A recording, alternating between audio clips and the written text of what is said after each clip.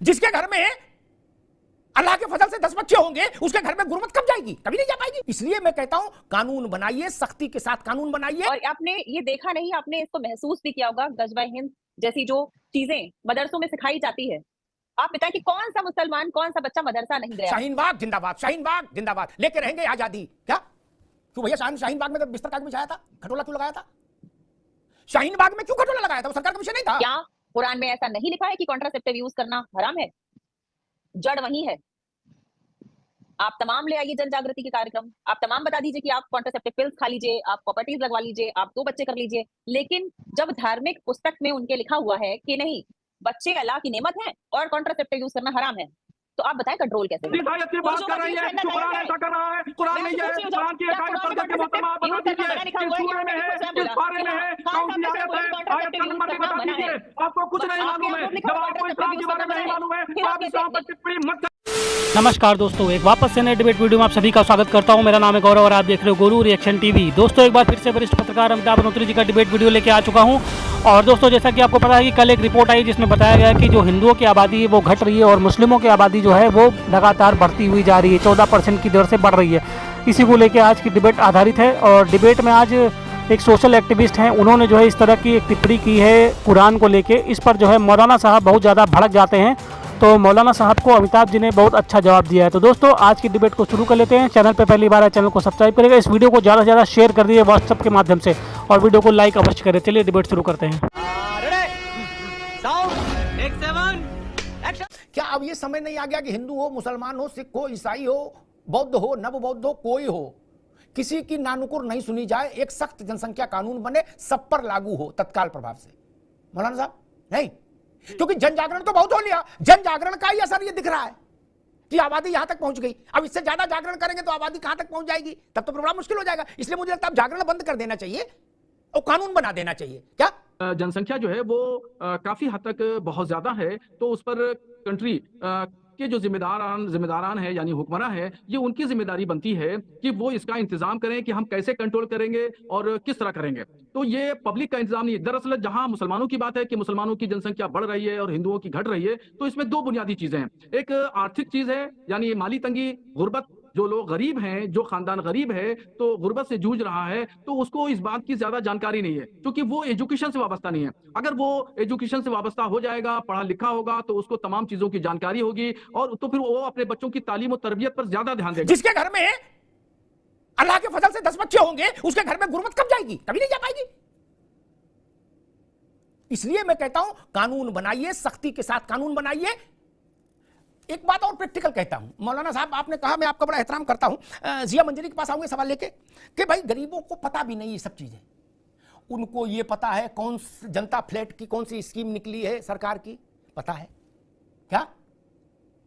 Ration कहां मिल रहा पता है? एक मिनट जिया, कहां से नाम लिखाना होगा तब सिलेंडर में सब्सिडी आएगी, बैंक में कौन सा खाता खोलना होगा, उनको पता है। और इससे सबसे आगे जाओ मौलाना साहब, मैं तो गूगल वाला आदमी नहीं, आप जानते हो मुझे, मैं तो देश घूमता हूं तो जानता हूं आधार कार्ड कहां बन रहा है, ये हमसे ज्यादा उनको पता है। क्या हमारे आधार कार्ड बनने में समस्या हो सकती है, उनके में नहीं। नंबर 1 का भी बन जाए, 2 का भी बन जाए, 4 का भी बन जाए, 5 आधार कार्ड बन जाए, नहीं। तो जिनके पास इतनी बुद्धि है उनको ये समझ नहीं आता जिया मंजरी के बच्चे 2 ही अच्छे। ऐसा है कि ये सरासर एक बहुत ही सोची समझी एक प्रैक्टिस, एक साजिश है जिसके तहत ये काम हो रहा है। और आपने ये देखा नहीं, आपने इसको महसूस भी किया होगा, गजवा हिंद जैसी जो चीजें मदरसों में सिखाई जाती है। आप बताएं कि कौन सा मुसलमान, कौन सा बच्चा मदरसा नहीं गया हुआ है? आज की डेट में भी अगर कोई बच्चा पब्लिक स्कूल में पढ़ रहा है, कॉन्वेंट में पढ़ रहा है, तो एक हाजी साहब आते हैं घर पे उसको पढ़ाने, और ये प्रैक्टिसेस हमने सभी ने देखी हुई है अपनी सोसाइटी में। अब हम आते हैं एनआरसी पे, नेशनल रजिस्टर ऑफ सिटीजन। जब एनआरसी की बात आई तो वो कौन से धर्म गुरु थे जो टीवी पे बैठ करके, इन्हीं डिबेट्स पे बैठ करके हमारे साथ में बोलते थे नहीं हम क्यों पेपर दिखाएंगे, हमें क्या जरूरत है पेपर दिखाने की? तो पहली बात तो ये कि प्रॉब्लम जो है उसको महसूस ना करना, उसको मजाक में उड़ा देना या उसको एक कॉन्स्पिरेसी कर देना जिसमें लोग उलझ जाएं। अब पहले प्रॉब्लम का रियलाइजेशन कि बाहर से जो घुसपैठिए आ रहे हैं, उनके जो नकली आधार कार्ड बन रहे हैं, उनके जो नकली वोटर आईडी कार्ड बन रहे हैं, एक नया वोटर बैंक क्रिएट किया जा रहा है। आप दिल्ली में देख लीजिए, बहुत सारे ऐसी जगह हैं यमुना के पार में जहां पे कि वो शरणार्थी आकर के रह रहे हैं, उनको खाना मिल रहा है, पानी मिल रहा है, उनको दवाइयां मिल रही हैं, सारी चीजें मुहैया कराई जा रही हैं उनको। वहीं पे ऐसे भी लोग हैं जो इस देश के हैं लेकिन उनकी तबीयत तक का भी ध्यान नहीं रखा जा रहा। तो आप समझिए कि हम क्या कर रहे हैं, अंततः हम अपने देश को क्या बना रहे हैं, एक धर्मशाला बना रहे हैं। जब हम बात करते हैं कि आइडेंटिफिकेशन करना है उन लोगों का जो घुसपैठी बनकर के आ गए, तो आइडेंटिफिकेशन के लिए तैयार नहीं होते। दूसरी बात पे आती हूँ अमिताभ जी की, देखिए सबसे बड़ी प्रॉब्लम जिसके ऊपर कोई बात नहीं करता और बात करने से लोग शर्म फील करते हैं, मैं बात करती हूँ उस विषय पे, क्योंकि मैं एक सोशल राइट एक्टिविस्ट हूँ, एक इक्वल राइट एक्टिविस्ट हूँ। देखिए, कुरान कहती है कि कॉन्ट्रासेप्टिव यूज करना हराम है। आपके सामने मौलाना जी बैठे हुए हैं, आप उनसे पूछ लीजिएगा, खान साहब बैठे हैं, उनसे पूछ लीजिएगा, क्या कुरान में ऐसा नहीं लिखा है कि कॉन्ट्रासेप्टिव यूज करना हराम है? जड़ वही है।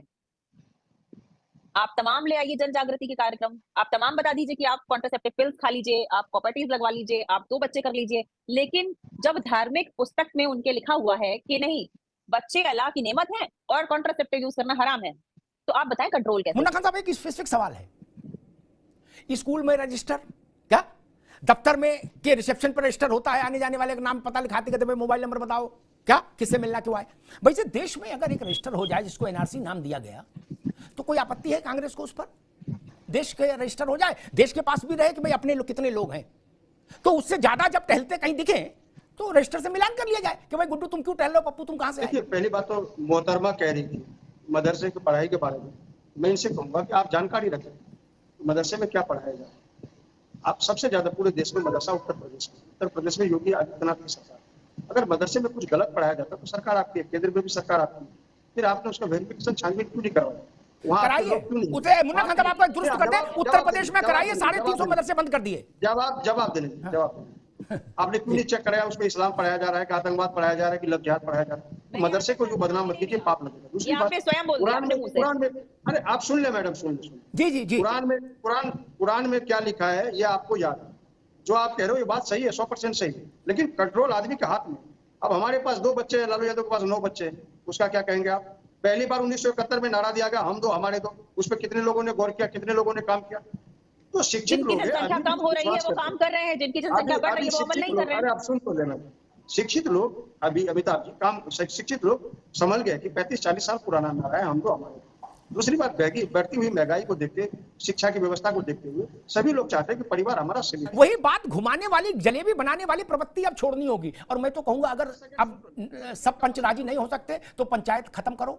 मैं उस मिजाज का आदमी हूं, पंच राजी नहीं हो रहे, पंचायत खत्म करो, कानून बनाओ, हो गई पंचायत। 1947 से पंचायत ही हो रही है, जनसंख्या का क्या करें, हो गई बहुत कानून। मैं तो कहूंगा जो भी सरकार आए 4 जून के जनादेश से, उसका पहला काम होना चाहिए सख्त जनसंख्या कानून बनाइए भाई।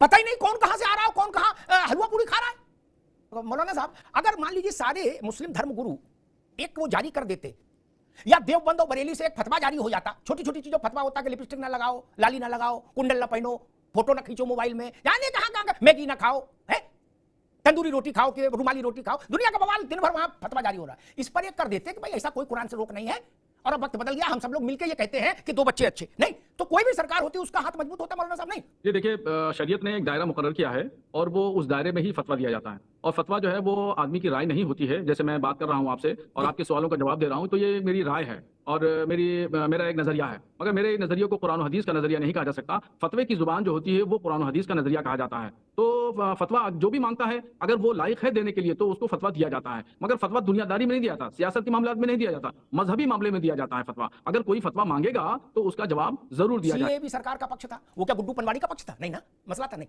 है। एनआरसी गफूर चाय वाले का विषय नहीं ना, वो भी भारत सरकार का विषय था। शाहीन बाग जिंदाबाद, शाहीन बाग जिंदाबाद, लेके रहेंगे आजादी। क्या क्यों भैया, शाहीन बाग में तो बिस्तर काट बिछाया था, खटोला क्यों लगाया था? शाहीन बाग में क्यों खटोला लगाया था? वो सरकार का विषय नहीं था, सरकार ही तय करेगी ना। तब वहां किस लिए खड़े उतरे थे सब लोग मैदान में? आसाम में बवाल क्यों किया था? हैदराबाद में बवाल क्यों किया था? मौलाना साहब, बहुत अदब से कहूंगा, मन को सब लोग तैयार करिए। बड़ी टिप्पणी कर रहा हूं अपने 35 साल के तजुर्बे से। कभी भी जनसंख्या पर कड़ा कानून आ जाएगा, क्या मन को तैयार कर लेंगे तो अच्छा है। सबके लिए कह रहा हूं, हिंदू मुसलमान सब, जिन जिन के मन में ये है कि नहीं 10-5 बच्चे घर में खेले, ऐसी उत्कंठा जिन जिन के मन में है, वो सब लोग मन को तैयार कर ले। वक्त बदल रहा है और बदल जाएगा। जिया, मौलाना साहब ने कहा कि भाई जनसंख्या का मामला फतवा से बाहर है और वो कुरान और हदीस की रोशनी में बात हो सकती है, ये तो सरकारी मामला है, सरकार जाने। लेकिन ना मेरी समझ ये कहती है कि आप चूंकि महिला भी हैं और मुस्लिम भी हैं, इसलिए बहुत महत्वपूर्ण आपका वर्जन हो जाएगा कि बच्चों कितने हो, इस पर सरकार जिस दिन कानून लाएगी उस दिन एक आवाज ये भी उठेगी कि बच्चे भी सरकार तय करेगी।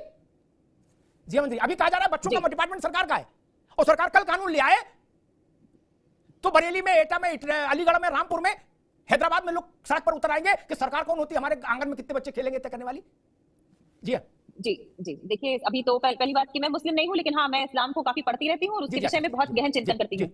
दूसरी बात कि अभी हम बात करते हैं कि जैसे मौलाना साहब बोल रहे थे कि ये धर्म का विषय है, धार्मिक विषयों पे फतवा दिया जाता है। मैं पूछती हूँ, क्या सिर्फ कॉन्ट्रासेप्टिव यूज करने के लिए आप धर्म फॉलो करेंगे? आप धर्म तब फॉलो नहीं करते जबकि धर्म में लिखा हुआ है कि गाना नाचना मना है, एक्टिंग करना मना है, इस प्रकार की चीजें करना मना है। ये सब भी इस्लाम के खिलाफ आता है। आदमियों का जालीदार शर्ट पहनना मना है, ट्रांसपेरेंट शर्ट्स पहनना मना है, जीन्स पहनना मना है। जालीदार बनियान का तो कितना क्रेज रहा, जालीदार बनियान आपको आप पढ़ेंगे, जब आप जाएंगे गहराई में और जब आप पढ़ेंगे तो आप ये देखेंगे कि मुसलमान तो सब इस्लामिक जो बातें कह रहे हैं ना, वो कोई भी फॉलो नहीं कर रहा। सिर्फ बतौले मुसलमान बचे हैं, सिर्फ नकली मुसलमान बचे हैं जो अपने धर्म के बिल्कुल विपरीत काम करते हैं। जहां मुनाफिकीन वाली बात होती है, जहां स्वयं का फायदा है, वहां मुनाफिकीनों वाली बातें होती हैं। आपको बिल्कुल जानकारी नहीं है इस्लाम की, आपको जानकारी नहीं है, आपने कुरान का हवाला दिया। मैं आपसे कहूंगा कि कुरान की कौन सी आयत में लिखा हुआ है, किस आयत में लिखा हुआ है, कुरान शरीफ की किस आयत में लिखा हुआ है, वो जरा पढ़ के सुना दीजिए। आपको बिल्कुल जानकारी नहीं है, बिला वजह आप मुसलमानों पर इल्जाम लगा रहे हैं, कुरान पर आपने इल्जाम लगाया। बोलना नहीं चाहता था मैं, आपसे बीच में बोलना नहीं चाहता था, मगर आपने दोबारा कुरान की एक आयत पढ़ के सुना दीजिए। किस पारे में लिखा है, किस सूरे में लिखा है, कौन सी आयत है, मैं समझ लूंगा। आप जो है वो इस्लाम की बिल्कुल जानकार नहीं है, आपने इस्लाम नहीं पढ़ा, हदीस नहीं पढ़ी, आपने बिल्कुल नहीं पढ़ा है। आपने जब नहीं पढ़ा है तो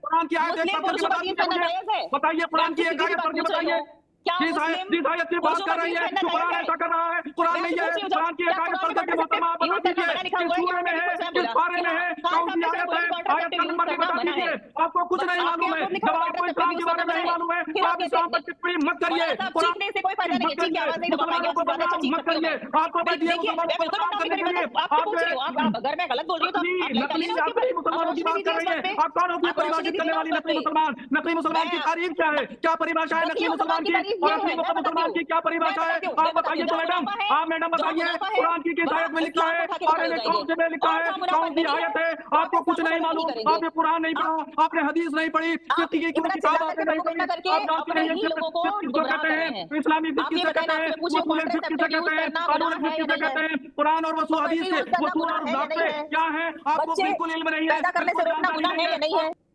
मैंने तो कुरान नहीं पढ़ी, लेकिन विद्वानों से सुना कि भाई ब्याज खाना अनुचित है।